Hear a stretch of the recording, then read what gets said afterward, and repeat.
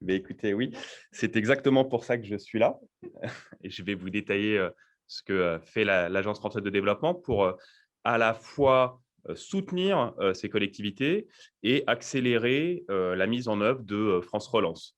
Vous savez, on l'a évoqué et madame la sous-préfète, l'a bien décrit, il y a de nombreux projets qui sont, actuellement, portés par, les collectivités martiniquaises.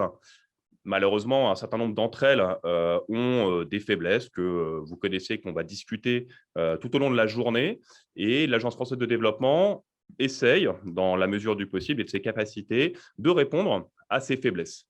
Hem, Comment je fais pour, faire place? Super, merci.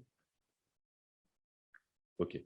Hem Tout d'abord, je voulais, revenir sur l'Agence française de développement, très rapidement. À l'Agence française de développement, notre objectif, c'est d'agir pour des territoires durables, solidaires et ouverts. Le premier objectif, de l'AFD en outre-mer, c'est d'accompagner le développement économique et social en étant 100 accord de Paris et 100 lien social.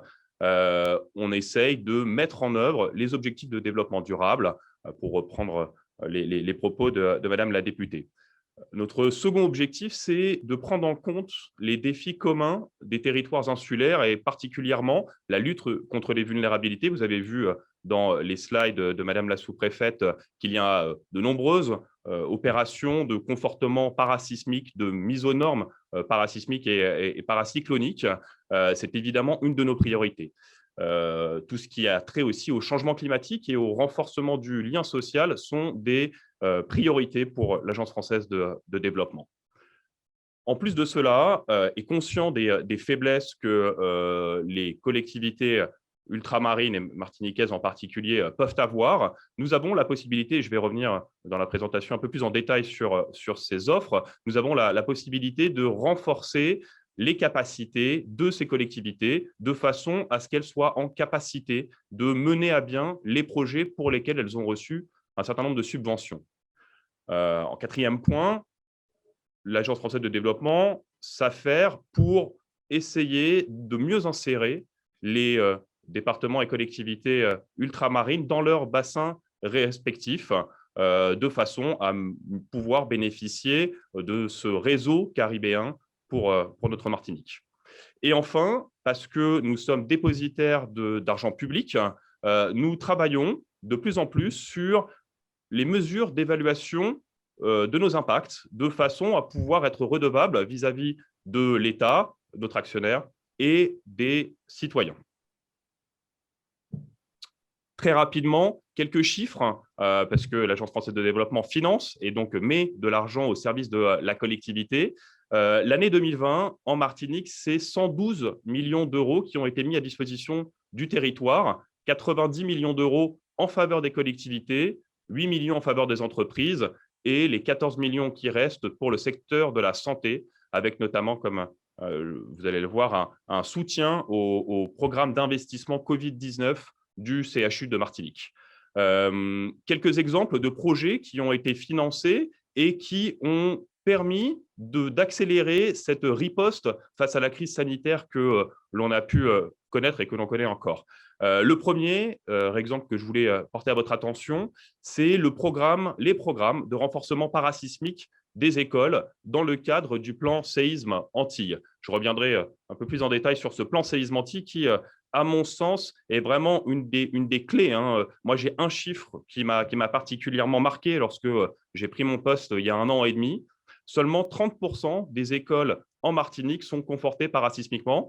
C'est un chiffre qu'il nous faut améliorer, pas seulement parce que je suis papa de jeunes enfants, mais parce que le bien-être et la santé et la protection, la sécurité de nos enfants est essentiel.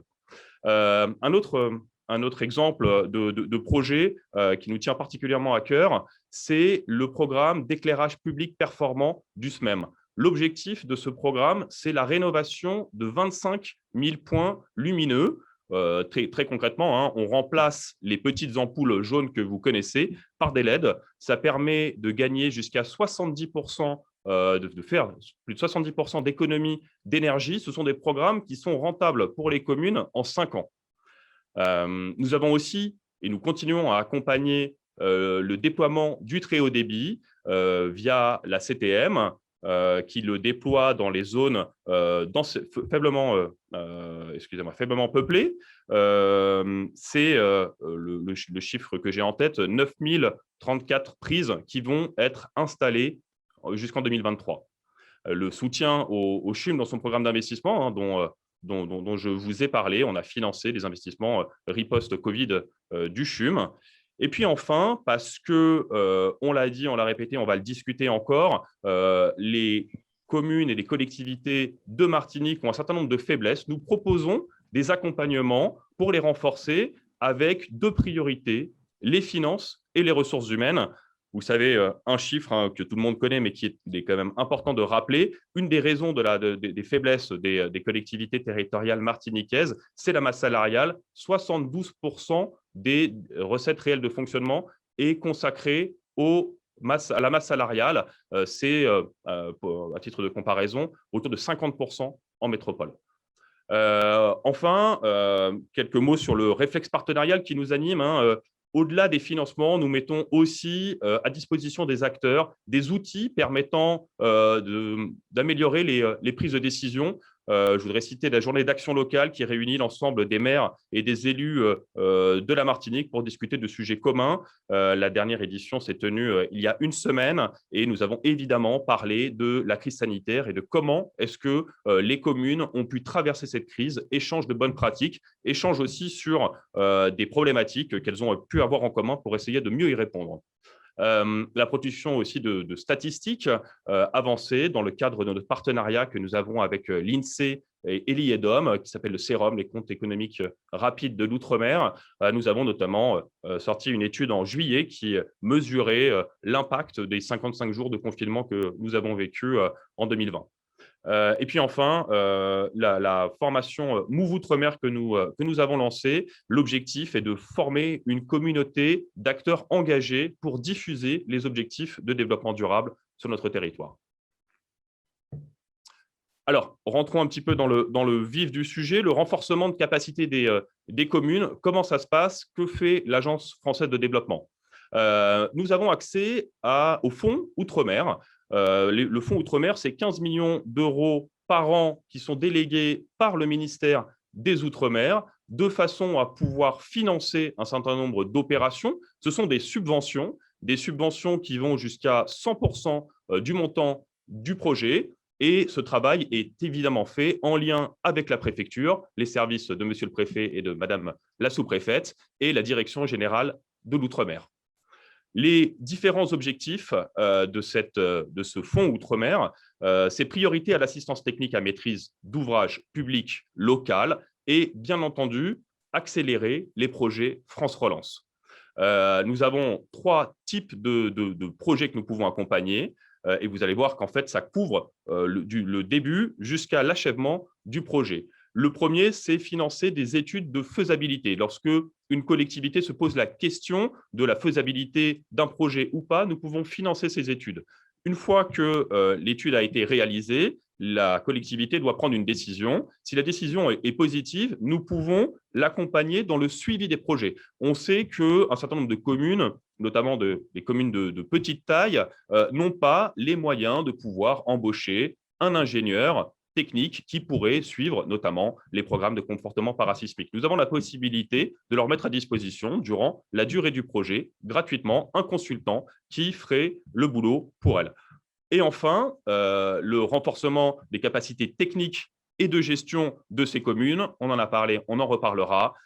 Priorité aux aides sur les finances, l'élaboration notamment, je pense, au programme pluriannuel d'investissement des communes, afin de leur permettre de mieux phaser, parce que, évidemment, l'objectif des maires, c'est de réaliser un maximum de projets. Nous sommes là aussi pour les mettre face à la réalité des chiffres et les aider à mieux prioriser de façon à ce que ces projets puissent effectivement sortir. Et enfin, un appui en termes de ressources humaines. Concrètement, qu'est-ce que c'est? Ce sont des consultants qui viennent dans les communes et qui font ce qui s'appelle des gestions prévisionnelles des emplois et des carrières. Un chiffre aussi à retenir, la moyenne d'âge des agents municipaux des communes que l'on a pu voir, on a travaillé avec 7 communes l'année dernière, se situe autour de 55 ans. on est vraiment dans une fenêtre d'opportunité et on demande, lorsque l'on travaille avec les communes, à chaque maire de se poser la question, pour chaque départ à la retraite, d'une part, est-ce que le poste a intérêt à être remplacé? Et s'il a intérêt à être remplacé, est-ce qu'il a intérêt à être remplacé à l'identique?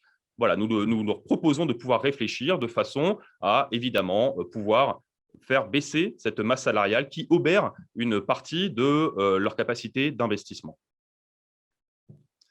Et puis enfin, parce que nous sommes avant tout des financeurs, nous faisons du développement, mais nous sommes aussi une banque, nous proposons des prêts et deux types de prêts qui permettent d'accélérer les projets. Le premier, ce sont les prêts de préfinancement, puisqu'on en a largement parlé et on va continuer à en parler au long de la journée. Le plan France Relance, c'est un afflux massif de subventions sur notre territoire. Pour que ces subventions puissent être utilisées, il faut que les communes aient fait la preuve que les travaux ont été engagés et qu'il y ait des remontées de factures. Or, les communes, martiniquaises en particulier, sont dans une situation où leur trésorerie ne leur permet généralement pas de pouvoir avancer cet argent. Nous leur proposons de préfinancer ces opérations et nous avons un mécanisme qui s'appelle la cession d'AI qui nous permet de recevoir ensuite directement l'argent de la subvention de façon à, entre guillemets, sécuriser le prêt que nous faisons. Parce qu'évidemment, nous faisons des prêts, nous avons pour objectif d'être remboursés, même si nous travaillons avec des contreparties qui ont des ratios financiers qui peuvent inquiéter. Et je voudrais aussi porter à votre connaissance deux autres types de financement que nous mettons en œuvre sur le territoire. Ce sont deux types de prêts. Le premier prêt, c'est le prêt zéro déchet, zéro exclusion pour tout ce qui est du domaine du sport, de l'éducation, de la culture, du numérique. Je ne vais pas vous faire la liste, vous l'avez sous les yeux. Et puis le deuxième type de prêt, c'est zéro carbone, zéro vulnérabilité, zéro polluant agricole. Évidemment, ça nous permet d'accélérer la croissance verte et la transformation écologique du territoire martiniquais, mais c'est aussi ce type de prêt qui permet de financer les opérations du plan séisme Antilles. Et ce type de prêt, actuellement, évidemment, les taux sont bas, ça nous aide, il ressort à un taux de 0% avec des maturités qui vont jusqu'à 25 ans. Donc, vous le voyez, on a à l'Agence française de développement la capacité de pouvoir accompagner les communes du début à la fin du projet avec la mise en place de consultants pour répondre à des besoins humains, mais aussi avec les préfinancements pour les subventions et le reste à charge communal qui est financé à 0% sur 25 ans de façon à ne pas trop impacter les finances des collectivités de Martinique. Merci de votre attention. J'attends vos questions et j'y répondrai avec plaisir.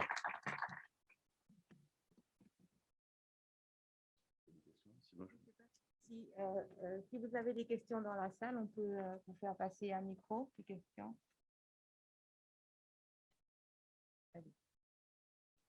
Oui,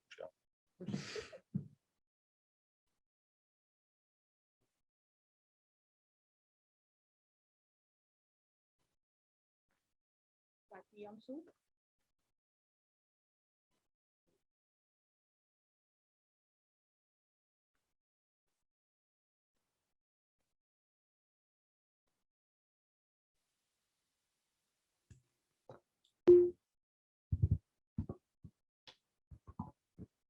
Oui, bonjour Richard Rosemin. Ce que vous proposez, c'est formidable parce que ça permettra effectivement aux collectivités de pouvoir se développer. Mais quand vous parlez d'un consultant, le choix du consultant est fait par la collectivité ou par la FD, c'est-à-dire dans les études de faisabilité, il y a l'assistance à la maîtrise d'ouvrage. Ensuite, le suivi des travaux, en général, c'est de la maîtrise d'œuvre.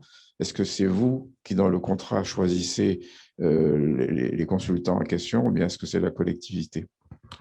Alors, les deux options sont possibles. Lorsque l'AFD choisit le consultant, évidemment, c'est plus simple pour nous. Lorsque c'est la collectivité qui le fait, nous nous assurons que c'est dans le respect des règles des marchés publics. Bien sûr. C'est de l'argent de l'État français, bien entendu.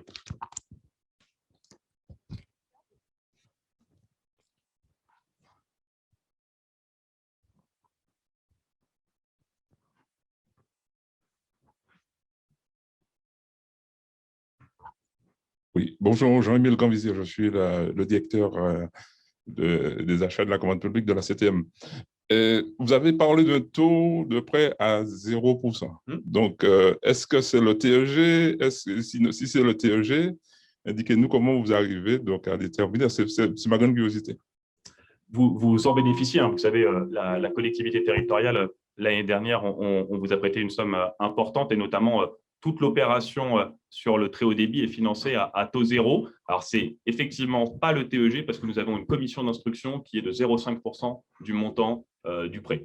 Donc, ça fait un TEG qui est quand même très, très bas. Mais le taux d'intérêt du prêt, à proprement parler, est à 0%. Et comment est-ce qu'on fait? En fait, on a de l'argent du ministère de l'Outre-mer qui nous permet de bonifier les taux d'intérêt.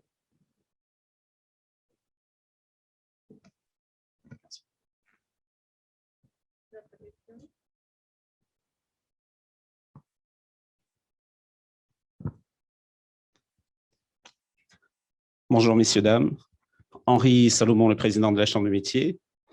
Actuellement, nous avons une démarche dans le cadre de la relance de l'artisanat auprès des différentes communes de Martinique et en particulier avec l'association des maires de Martinique pour pouvoir réinstaller des artisans dans les bourgs, donc les centres-bourgs, que ce soit dans le nord, dans le sud ou dans le centre, et permettre aussi la rénovation de toutes les zones artisanales, voire des créations, puisque nos artisans aussi ont besoin de lieux appropriés pour pouvoir développer leur activité sans contraindre leur environnement et surtout sans générer de pollution pour le territoire. Donc, est-ce que dans le cadre de ces développements, enfin c'est de l'aménagement du territoire, est-ce que ces municipalités pourront compter sur l'AFD pour pouvoir financer jusqu'à 25 ans à taux zéro ce genre de projet qui sera donc vraiment un grand bien pour toutes nos entreprises du bâtiment qui vont pouvoir travailler sur ces projets de rénovation, mais aussi pour le territoire et permettre de désenclaver nord et sud et surtout de recréer de l'activité sur l'ensemble du territoire, ce qui contribuera à une amélioration de la qualité de vie et aussi à une baisse, j'allais dire, de toutes les pollutions, des problèmes de circulation sur les territoires. Merci, Monsieur Salomon. Écoutez, de prime abord, oui, nous finançons tous les projets que les communes martiniquaises souhaitent porter. Donc, si vous contractualisez avec une commune et qu'il y a un investissement à faire, évidemment, nous pourrons le financer. Ce que je vous propose, c'est peut-être qu'on se voit ensuite en bilatéral pour pouvoir mieux comprendre les objectifs de ce projet et voir si on peut aller au-delà du financement des communes et regarder sur un package un peu plus global. Mais de toute façon, on doit se voir dans pas longtemps.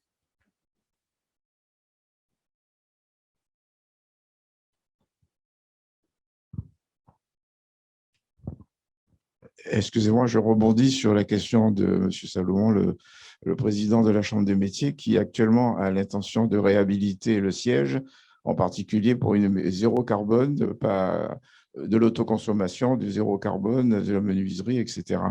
Et on avait consulté vos services et qui nous avaient dit que vous ne pouviez pas aider une chambre consulaire. Alors, est-ce que vous, ça tombe très bien si vous avez l'air étonné, ça tombe très bien, on va profiter de de l'occasion pour venir vous voir si on peut avoir un point d'entrée. Merci. Écoutez, oui, bien sûr. Je suis très surpris de ce que vous me dites, puisqu'on travaille d'ailleurs très bien avec la Chambre de commerce et d'industrie de Martinique. Donc, il n'y a pas de raison qu'on ne travaille pas avec la Chambre des métiers de l'artisanat. Mais c'est d'ailleurs, je pense, pour ça qu'on devait se voir avec M. Salomon, plus que pour le programme pour redéployer les artisans dans les communes. Et on fera d'une pierre deux coups.